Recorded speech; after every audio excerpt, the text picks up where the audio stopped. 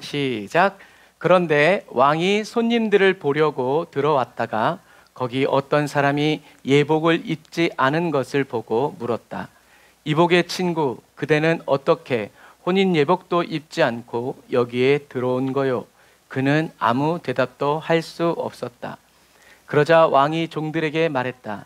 이 사람의 손과 발을 묶어 바깥 어두운 곳으로 내쫓으라. 거기서 슬피 울며 이를 갈 것이다. 이와 같이 초대받은 사람은 많지만 선택받은 사람은 적다. 아멘. 청함을 받는 것이 이제 초대받은 것이죠. 저와 여러분들이 구원에 관해서 구원이 뭔가, 구원이 어떤 것인가,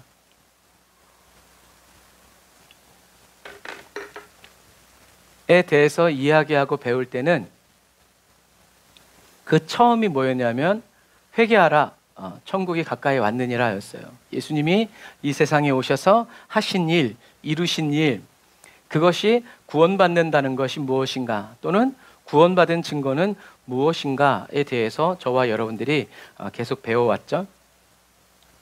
그런데 이제부터는, 오늘부터는 저와 여러분들이 구원이란 게 뭔지에 대해서 더 온전히 깨닫고 체험하는 삶을 살기 위해서는 이제 예수님의 초림, 예수님이 오셔서 어떻게 사시고 무슨 일을 하시고 무슨 말을 하시고 어떻게 되셨다라는 것을 넘어서서 다시 오실 예수님의 재림의 관점에서 이 구원을 바라봐야 돼. 그래서 저와 여러분들이 다시 오실 예수님의 관점에서 이 구원을 바라볼 때 성경에서 말하고 있는 구원과 또 저와 여러분들이 구원을 이루어가는 이 과정에 대해서 보다 분명하게 깨달을 수 있죠. 많은 사람들이 중요시 여기는 것은 예수님이 언제 오시느냐이지만 예수님은 언제 오시는가 보다 뭐가 왜 오시는가에 저와 여러분들이 초점을 맞춰야 된다는 거예요. 돈이 있다 없다가 중요한 것이 아니라 그 돈을 가지고 뭘 할 것이냐에 따라서 우리가 달라지는 거예요. 돈 가지고 좋은 일 하면 좋은 사람이지만 돈 가지고 나쁜 일을 하면 나쁜 삶을 살게 되는 것처럼 저와 여러분들은 예수님이 언제 오시는가에 대해서 관심을 갖지 말고 예수님이 왜 오시는가에 대해서 저와 여러분들이 생각하고 그러한 관점으로 성경을 보고 그러한 관점으로 저와 여러분들을 자신을 볼 때 예수님이 하신 말씀, 그리고 사도 바울과 초대교회 성도들이 한 일, 성경을 저와 여러분들이 보면서 왜 이렇게 말씀하셨고 내가 지금 무엇을, 그리고 어디를 어떻게 해야 되는지를 보게 된다라는 거죠. 자, 예수님이 왜 다시 오시죠? 두 가지 이유 때문에 예수님은 다시 오신다고 성경은 기록하고 있어요. 첫 번째는 혼의 구원을 이룬 사람들을 부르셔서 어린 양의 혼인잔치를 행하기 위해서. 그리고 두 번째는 혼인잔치의 청함을 받았지만, 초대는 받았지만 택함을 받지 못한 자들, 그리고 하나님을 반역한 마귀와 그의 졸개들을 심판하시기 위해서 예수님은 다시 오신다는 거예요. 이 두 가지를 기억하시길 바랍니다. 예수님은 왜 다시 재림하시는가? 심심해서 어떻게 하나 보려고? 아니요. 혼의 구원을 열심히 성령의 인도를 따라 이룬 사람들을 다시 부르셔서 어린 양의 혼인잔치를 행하시기 위해서 오시는 거고, 초대는 받았지만 택함을 받지 못한 자, 선택을 받지 못한 사람, 그리고 하나님을 반역한 마귀와 그 졸개들을 심판하시기 위해서 예수님은 다시 오신다라는 거죠. 그래서 저와 여러분들이 마지막 시대에 해야 될 일은 뭐냐면 구원을 이루기 위해서 저와 여러분들의 힘이 아니라 성령의 임재 안에서 성령이 인도해 주시는 그 은혜를 따라서 우리는 힘써 순종하면서 초대를 받은 사람을 뛰어넘어서 선택을 받은 사람으로 나아가야 한다라는 것을 기억하시기를 주님의 이름으로 축복합니다. 자, 그러면 예수님의 관점에서 예수님이 오시는 이유는 이제 우리가 딱 알았고요. 예수님의 재림의 관점에서 다시 오시는 예수님이 보고 계신 구원은 무엇인가에 대해서 우리는 성경을 통해서 우리가 살펴보기를 원합니다. 성경이 예수님의 재림의 관점에서 말하는 구원은 구약에서는 뭐라고 얘기했냐면 하나님께서 이스라엘 백성을 어떻게 해요? 택하셨다, 예비하셨다, 지키고 보호하셨다, 인도하셨다, 사랑하셨다, 함께하셨다 라고 얘기하죠. 그래서 구약에서는 구약에서는 구원이 뭐냐면 하나님께서 이스라엘 백성을 택하시고 예비하셨다라는 거죠. 그리고 신약에서는 예수 그리스도 안에 있는 자들이 누구다? 택하심을 받도록 예비하셨다라는 거예요. 그게 구원이라는 거예요. 예수님의 재림의 관점에서 구원은 구약에서는 하나님이 이스라엘 백성을 선택하신 것, 그리고 신약에서는 예수님의 제자들이 아니라 예수 그리스도 안에 있는 사람들, 누구든지 내 이름을 부르는 사람들, 내가 너희 안에, 너희가 내 안에 있는 그러한 사람들이 구원을 받도록, 택하심을 받도록 예비하셨다라는 거죠. 택하심이 뭐라고 그랬어요? 선택이죠. 자, 그런데 여기서 이제 주의해야 될 것은, 여기서 이제 장로교의 예정론이 나왔죠. 주님이 모든 것을 예정하셨어요. 주님이 모든 것을 예정하셨다는 것은 준비했다라는 것이지 그 결론까지 고정을 시켰다는 것은 아니에요. 그러니까 어떻게 살든지 구원받을 사람은 구원받고, 그게 예정론이죠. 악하게 살든지 복음을 듣지 못했든지 주님이 구원하실 분은, 사람은 다 구원하신다는 거죠. 이것은 뭐 맞는 말이기도 하지만 어떻게 보면 한 달란트를 묻어둔 게으른 사람처럼 뭐 어차피 주인이 다 할 텐데 그거 뭐하러 이제 이렇게 하는 것과 똑같아요. 그런데 예수님은 뭐라고 얘기하셨어요? 먼저 된 자가 나중 될 수도 있고 나중 된 자가 먼저 될 수도 있다. 무슨 말이에요? 준비하셨지만 누구든지 너는 처음 듣고 너는 마지막에 들 수 있지만 그러나 그 결론까지 다 고정된 것은 아니다라는 거예요.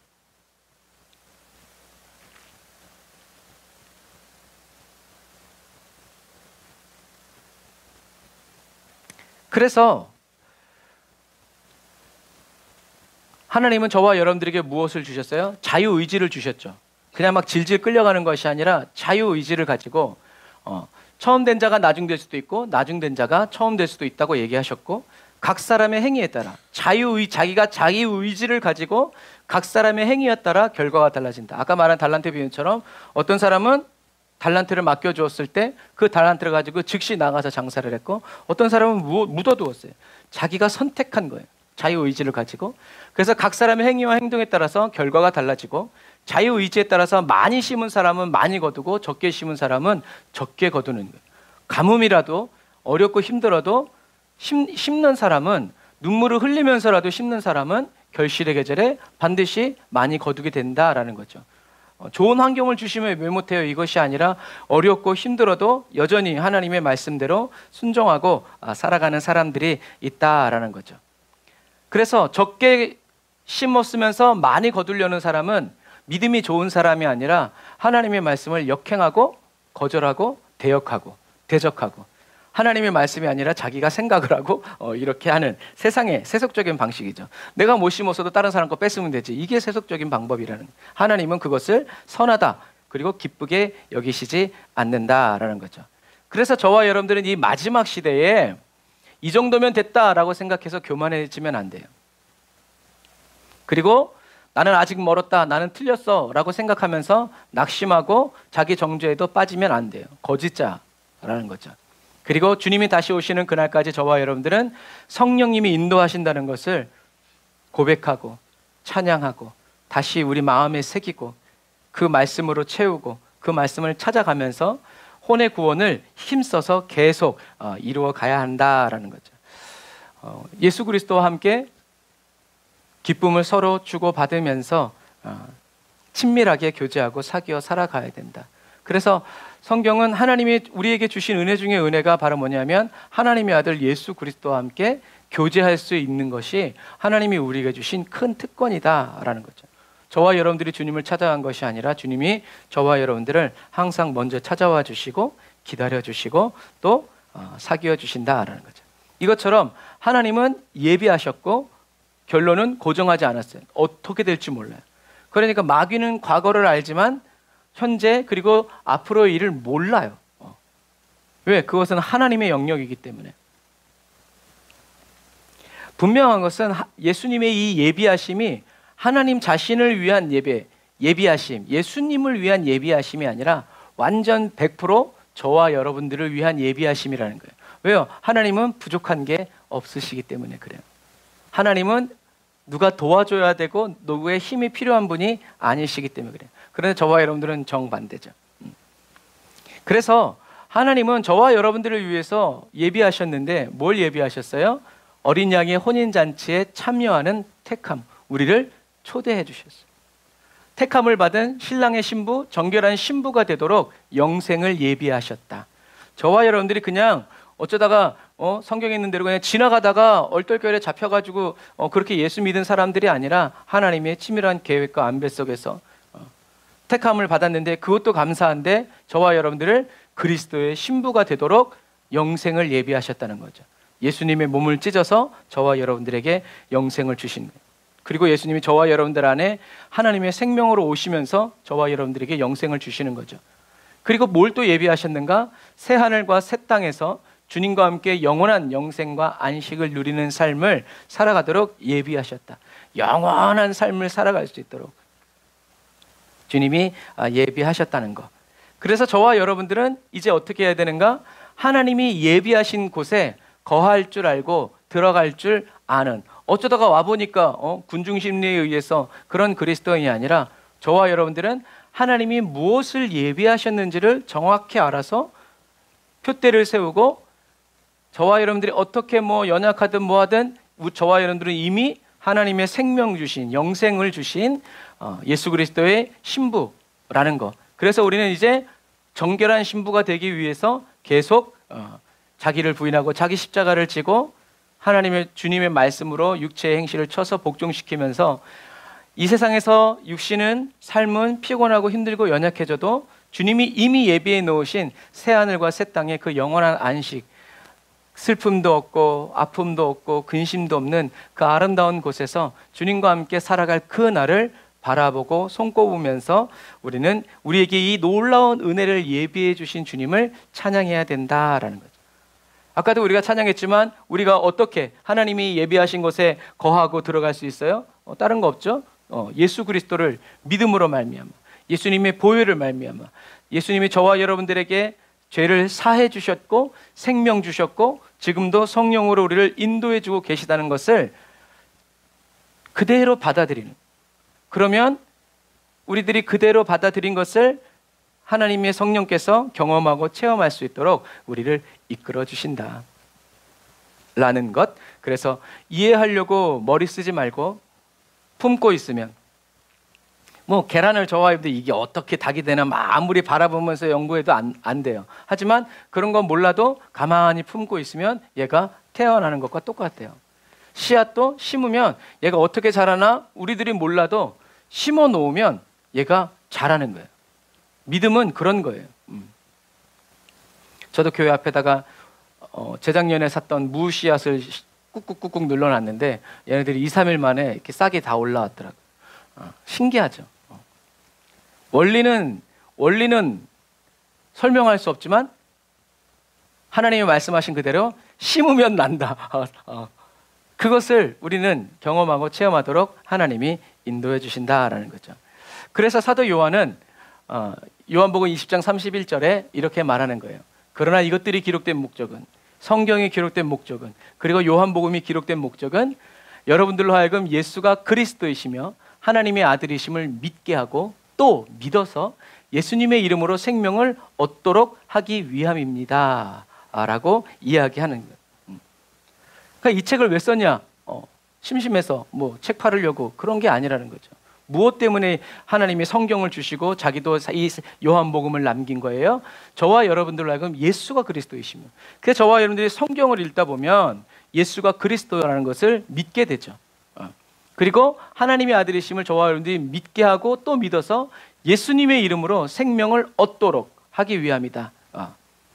그래서 요한복음 1장에는 생명을 양으로, 강도가 오는 것은 양으로 죽이고 도둑질하려고 오는 것이지만 예수님은 양으로 생명을 얻고 또 얻어서 풍성케 하기 위함이다 라고 사도 요한은 이야기하고 있죠. 그래서 믿게 하고라는 단어를 잘 봐야 돼요. 믿게 하고라는 것은 믿게 하셨고가 아니라 믿게 하고, 현재 진행형이라는 거예요. 믿게 하고와 현재형이라는 것은 지금도 계속되고 있다는 거예요. 구원은, 예수가 그리스도라는 것을 믿는 것은 그냥 끝난 게 아니라 지금도 여전히 진행되고 있는 중이고 지금도 계속되어지고 있다라는 거죠. 그래서 이란이나 저런 아랍권에는 우리 한국이나 미주, 유럽과는 달리 반대로 무슬림들이 예수님께로 돌아오고 있죠. 유럽은 교회가 무너졌지만 또 새로운 MZ세대들이 일어나고 있고 부흥이. 그러니까 계속 하나님은 일하고 계시는 거예요. 무엇을 위해서? 저와 여러분들이 예수님이 하나님의 아들이신 것을 믿게 하고 또 믿어서 더 많은 생명들을 예수의 이름으로 그 생명을 얻도록 지금도 일하고 계시다라는 거예요. 그리고 무슨 말이냐면 구원은 예수님을 구주로 영접하면 끝, 땡, 졸업이 아니라는 거예요. 구원은 계속 얻고 또 얻어 나아가야 한다. 저와 여러분들이 밥을 먹으면 오늘 먹었으면 이제 영원히 안 먹나요? 우리는 그런 음식을 좋아하죠. 하지만 육체를 가지고 있는 이상 그럴 수 없어요. 계속 먹어야 돼요. 죽는 날까지. 못 먹으면 죽는 거예요. 구원은 생명을 계속 얻고 또 얻는 거예요. 그래서 예수님이 하나님께 일용할 양식, 일용할 은혜, 광야에서도 40년을 매일 아침마다 일용할 양식, 일용할 은혜. 그래서 어제의 은혜로 오늘을 살아가려고 하지 말고 오늘의 은혜로 내일을 살아가려고 하지 마라. 왜? 매일 새롭게 그날에 필요한 은혜를 부어주시기 때문에. 그래 저와 여러분들은 내일 일을 걱정하고 염려할 필요가 없다. 하나님께서 저와 여러분들의 모든 필요를 다 알고 계신다는 거예요. 우리는 그것을 믿고 믿음으로 나아가야 한다라는 거예요. 그래서 저와 여러분들의 신앙생활은 표류가 아니죠. 똑같은 배가 바다에 떠 있어도 목적지가 있는 배는 항해이지만 목적지가 없는 배는 그냥 떠 있는 거예요. 표류하는 거예요. 얼핏 보면 자유로운 것 같지만 목표가 없기 때문에 생각할 것도 많고 체크할 것도 많은 거죠. 하지만 목표가 있다면 뭐가 있든지 가는 거죠. 근심하고 걱정하면서 괴로워할 필요가 없어요. 여러분, 구원은 한 번 받고 끝나는 것이 아니라 받고 또 받는 거다. 불완전해서가 아니라 생명을 얻고 더 얻기 위해서. 누구의 이름으로? 예수 그리스도의 이름으로. 그러니까 하나님은 저와 여러분들에게 새 은혜를 주시는 분이고 새로운 마음을 주시는 분이죠. 새로운 기쁨을 주시는 분이에요. 10년 전에 은혜 한번 줬으니까 그거 한 20년은 살아가야 되지 않겠니? 이런 효율을 따지는 분이 아니시다라는 것을 여러분 꼭 기억하시기를. 그래서 저와 여러분들이 이 땅에 살아가는 삶은 여정이다, 여행이다, 돌아갈 곳이 있다라는 것을 여러분 꼭 기억하시면서 우리가 나아가야 한다는 거죠. 오늘 본문은 혼인잔치의 비유죠. 제가 다시 한번 읽어드릴게요. 그런데 왕이 손님들을 보려고 들어왔다가 거기 어떤 사람이 예복을 입지 않는 것을 보고 물었다. 이복의 친구, 그대는 어떻게 혼인 예복도 입지 않고 여기에 들어온 거요? 굉장히 신기한 거죠. 어떻게 들어왔냐는 거죠. 하지만 그는 아무 대답도 할 수 없었죠. 그러자 왕이 종들에게 말했다. 이 사람의 손과 발을 묶어 바깥 어두운 곳으로 내쫓으라. 거기서 슬피 울며 일을 갈 것이다. 이와 같이 초대받은 사람은 많지만 선택받은 사람은 적다. 일을 간다라는 말은 그냥 우리는 이거를 생각하지만 원어적으로 보면 조각조각 낸다라는 그런 뜻이에요.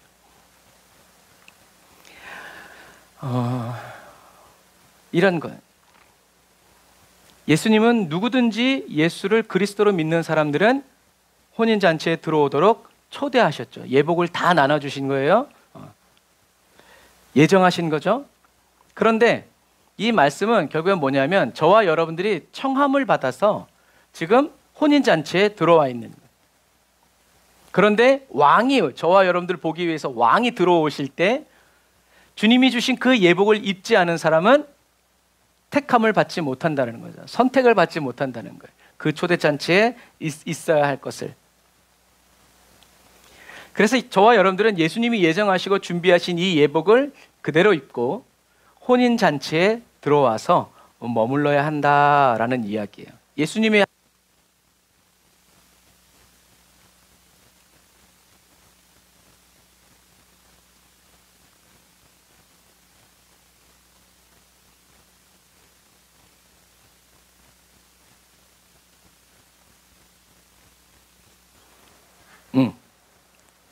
무슨 말씀인지 아시겠죠? 예수님이 지금 저와 여러분들에게 본문의 비유를 주신 것은 저와 여러분들이 지금 예수님의 초대를 받아서 혼인잔치에 들어와 있지만 왕이 저와 여러분들을 보려고 오시는 그날에, 그 잔칫날에 주님이 주신 그 예복을 저와 여러분들이 잊지 않고 있는 사람들은 택함을 받지 못한다. 선택을 받지 못하고 손발이 묶여서 문 밖으로 던져져야 된다. 그러니까 예수님이 예정하시고 준비하신 그 예복을 지켜라. 끝까지 입고 혼인잔치에 머물러 있어야 한다라는 얘기죠.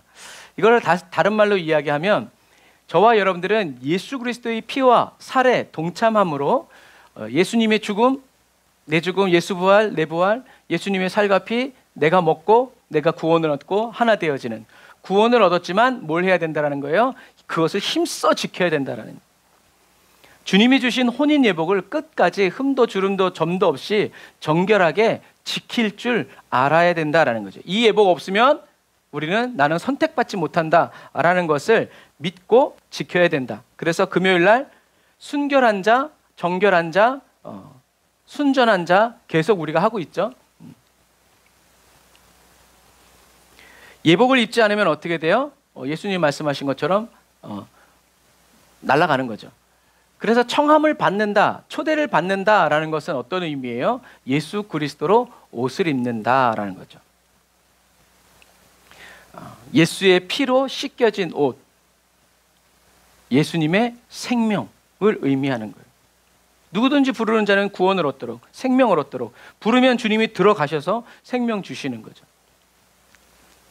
그리고 택함을 받는다, 선택을 받는다라는 것은 끝까지 예수님의 이 주신 예복 입고 지키고 말씀대로 살아가는 사람, 또 살아온 사람이라는 거죠. 그래서 저와 여러분들은 주님이 저와 여러분들에게 주신 이 예복, 예수 그리스도의 이 생명을 사단에게 빼앗기지 말고 더럽히지도 말고 끝까지 순결하게 구별하여서 스스로 정결케 할 줄 아는, 예수님의 피로 씻고 덮어서 다시 저와 여러분들의 죄를 사하고 허물을 용서함 받고 정결하게 회개하고 나아가야 된다는 거죠. 깨끗하게 할 줄 아는. 그래서 진리의 하나님은 어떤 예배자를 찾으세요? 성령과 진리. 성령과 진리. 진리가 누구예요? 예수 그리스도죠. 예수 그리스도 안에서 성령의 인도를 받고 주님을 따라 또 성령의 임재 안에서 예수 그리스도를 따라가는 그 사람의 삶이 뭐다? 예배라는 거예요. 성령의 임재 안에서 예수 그리스도를 따라가면서 주님을 찬양하고 주님의 구원을 노래하고 나 같은 죄인을 용서함 받아서 택하여 주신, 불러주신 주님의 은혜를 찬양하는 이런 사람을 주님은 지금도 찾고 계시다라는 거죠. 그래서 이 혼인잔치의 비유를 유대인들의 문화적으로 살펴보면 훨씬 더 이해가 가요. 주님이 지금 이야기하시는 것이 무엇인지. 자, 유대인들은 약혼을 먼저 해요. 약혼, 결혼 약속을 한 다음에 결혼할 사람이 정해지고 나면 만나서 약혼식을 하고 나면 이 신랑은 뭘 하냐면 아버지 집으로 가서 결혼 준비를 해요. 오늘날 같은 경우에는 뭐 아파트 회사에서 집을 지어주지만 이 시대는 그렇지 않아. 결혼할 사람이 있으면 그 다음부터 돌아가서 뭘 준비해요? 집을 짓고 방을 꾸미고 어디에 살 건지 이제 그런 것들을 준비하는 거예요. 그래서 이집트 같은 경우에도 왕이 되면 제일 먼저 뭘 준비해요? 무덤 준비하죠. 그래서 왕이 오래된 사람은, 왕으로 오래 지난 사람은 무덤이 커요. 죽을 때까지 지으니까. 하지만 왕이 되자마자 죽은 사람은 무덤이 초라해요. 그래서 뭐였지? 키탕카멘인가 뭔가 생각이 안 나네. 그 왕의 무덤이 아주 보관이 잘 돼 있었는데 그 이유가 투탕카멘. 그 이유가 뭐냐면 왕이 되자마자 얼마 안 있다 죽어가지고 그게 숨겨진 거예요. 잘 보존이 되는 거예요. 나머지는 다 도굴되는데. 자, 그래서 유대인의 결혼식을 보면 유대인은 약혼하는 거죠. 약혼한 다음에 신랑이 돌아가서 결혼할 집을 짓고 준비를 다 마치면 그 다음엔 어떻게 와요? 신부를 맞으러 오는 거예요. 그래서 요셉과 마리아가 요 상태였던 거예요. 그런데 가가지고 결혼식 준비하고 이제 집 짓고 있는데 무슨 소리를 들었어요? 마리아가 임신했다는 소리를 들은 거예요. 그렇게 된 거예요. 그렇게 보는 거예요. 하지만 요셉은 하나님의 말씀을, 천사의 말씀을 듣고 그대로 순종했죠. 그 시대에 하나님의 말씀을 그대로 받는 남자와 여자가 있었다라는 거. 초대받았고 택함 받은 거죠. 그래서 요셉은 끝까지 마리아가 예수를 낳을 때까지 동침하지 않았다라고 성경은 기록하고 있는 거예요. 자, 그래서 이것을 이제 다시 아까 우리가 말한 예수님의 재림의 관점에서 보면, 하나님은 저와 여러분들을 예수 그리스도의 피로 약혼시킨 거예요. 이제 너희들은 나의 자녀고 나의 신부다라고 주님이 약혼식 시켜놓고, 그 다음에 주님은 천국 가서 그래서 아버지 집에 가서 내가 너희들과 함께 있을 집을 마련하겠다라고 얘기하시는 거예요. 그래서 승천하셔서 이제 천국에서 집을 짓고 있는 거죠. 그러니까 저와 여러분들은 어떤 사람들이에요? 그리스도와 결혼하게 될 약혼식을 마친 약혼녀예요. 그럼 약혼했으니까 남편이 있어요, 없어요? 남편이 있는 거예요. 임자가 있는 거예요. 요즘은 뭐 돈이 많으면 약혼식 하고 없으면 그냥 바로 결혼식 하지만, 결혼하기로 약속한 약혼. 그래서 저와 여러분들은 예수 그리스도의 신부가 되기 위해서 약혼식을 마쳤고 이미 초대받은 거예요. 그래서 예수님은 이제 하늘나라에 가셔서 천국에 저와 여러분들과 함께 살 집을 준비하시는 거죠. 사도 바울도 고린도 교회에 이렇게 얘기해요. 나는 여러분을 순결한 처녀로 한 남편인 그리스도께 드리려고 약혼시켰습니다. 무슨 말이에요? 사도 바울이 고린도 교회에 가서 예수님은 그리스도다라고 복음을 전해서 고린도 교회 사람들이 예수님이 그리스도라는 것을 믿었다라는 거예요. 약혼녀가 된 거예요. 그러니까 사도 바울은 계속 편지를 써서 고린도 교회 성도들을 어떻게 순결한 처녀로 결혼할 수 있도록, 순결한 처녀로 자기 자신을 하나님께 바치고 신부가 되도록 계속 편지를 쓰고, 이렇게 해라 저렇게 해라 그렇게 하면 안 된다 관리하면서 말씀으로 씻어주고 깨끗하게 정결하게 해주는 거예요.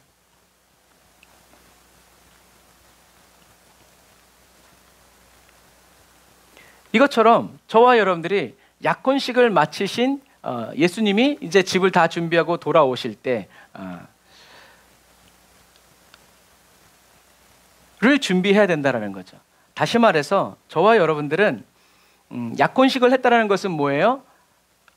남자는 이 여자를 사랑해야 되고 결혼해야 되고, 여자는 이 남자만 바라봐야 되겠죠. 다시 말해서 저와 여러분들이 예수 그리스도와 약혼했다는 것은 저와 여러분들은 이제 누구다? 예수님의 소유라는 거예요. 예수님의 핏값으로 그래서 사셨다라고 하는 거예요. 저와 여러분들은 죄의 노예였었는데 예수님이 예수님의 핏값으로 생명을 주고 저와 여러분들을 대신 사셨어요. 그래서 사셨으면 종으로 부려야 되는데 종으로 부리지 않고 신부 되게 하셔서 이제 저와 여러분들을 법적으로 예수님의 소유가 되도록, 마귀가 저와 여러분들을 주장하고 이렇게 하지 못하도록 하셨다는 얘기예요. 그래서 그리스도인이라는 말은 교회 다니는 사람, 예수 믿는 사람 이 정도가 아니라 원래 본래적으로는 예수 그리스도의 소유라는 거예요. 그래서 저와 여러분들이 예수 그리스도의 소유가 되었다라는 말이 그리스도인이라는 말인데, 예수 그리스도의 소유가 되었다라는 말은 예수님을 저와 여러분들의 신랑과 구주라는 이것을 그대로 받아들인 저와 여러분들이 이제는 저와 여러분들의 이름이 아니라 누구의 이름? 예수님의 이름으로 살도록, 예수님의 이름으로 살도록 은혜를 베풀어 주신 것이다 라는 거죠. 이제는 저와 여러분들의 힘과 능력으로 살아가는 것이 아니라 예수님의 힘과 능력으로. 그리고 저와 여러분들의 원수가 우리를 공격하려고 해도 너 우리 남편이 누군지 알아? 날아가는 거예요. 예수님의 이름으로 살아가도록. 그래서 저와 여러분들이 어디에 있고 무엇을 하든지 간에 저와 여러분들의 인생과 삶은 이미 남편이 정해진, 그리고 결혼식 날짜가 정해진, 곧 결혼하게 될 그러한 신부라는 것, 어딜 가든지 하나님께서 예수 그리스도와 함께 저와 여러분과 함께 해주시겠다라는 얘기죠. 그래서 예수님은 아까도 얘기했지만 너희가 내 안에, 그리고 내 말이 너희 안에, 다시 말해서 둘이 하나가 되어서 살아갈 때 무엇이든지 내 이름으로 구하라 그러면 이루어진다라고 얘기하시죠. 왜냐하면 저와 여러분들이 예수 그리스도의 이름으로 살아가면서 예수님의 영광을 위해서 순결한 처녀로 살아갈 때 하나님이 영광을 받으신다라는 거예요. 저와 여러분들이 예수님의 이름으로 기도해서 응답받고 또 하나님의 구원과 의의를 나타내면서 살아갈 때 하나님은 기뻐하시고 또 영광 받으신다라고 요한복음 7장 15장 7절 그리고 16절에 계속 그렇게 얘기하시는 거예요. 저와 여러분들이 예수님을 선택한 것이 아니라 예수님은 내가 너희를 택했다라고 얘기하시는 거죠. 그래서 저와 여러분들이 하나님이 저와 여러분 영 죽을 죄에서 저와 여러분들 구원해 주시고 씻어 주시고 생명 주시고 그리스도의 신부로 살아갈 수 있도록 약혼식까지 시켜 주셨는데, 저와 여러분들이 다시 오실 신랑을 바라보고 생각하면서 순결한 처녀로 순결한 삶을 살려고 애를 쓰고 그러지 않고, 나 이제 조금 있으면 결혼하니까 뭐 총각 파티, 뭐 처녀 파티, 뭐 이제 이런 파티들처럼 마지막으로 친구들과 함께 술 마시고 마음껏 놀고 막 이렇게 살아간다고 한다 그러면 그게 되겠는가? 임자 있는 몸이 신랑은 가서 열심히 집 짓고 우리와 함께 영원히 살 집을 준비하고 있는데, 신부는 신랑 그렇게 하거나 말거나 자기 기쁨, 자기 원하는 대로 막 살면서 누군가가 이 신부가 이렇게 살고 있는 허랑방탕 막 살고 있다라고 이야기하면 과연 이 신랑이 그 여자를 데리고 오겠냐고요. 저와 여러분들이 예수의 이름으로 살아갈 수 있는 은혜와 모든 복은 다 받아 누리면서 신랑 대신에 마귀와 놀아나고 귀신과 놀아나고 세상 향락에 젖어서 살아가면, 예수님이 그런 저와 여러분들을 보면서 그래도 넌 나랑 살아야 돼 라고 하실 수 있겠냐라는 얘기죠. 물론 예수님의 초림의 관점에서 보면 그래도 사랑하시니까 데리고 살아야 된다라고 말할 수 있어요. 그런데 재림의 관점에서 보면 그렇지 않아요.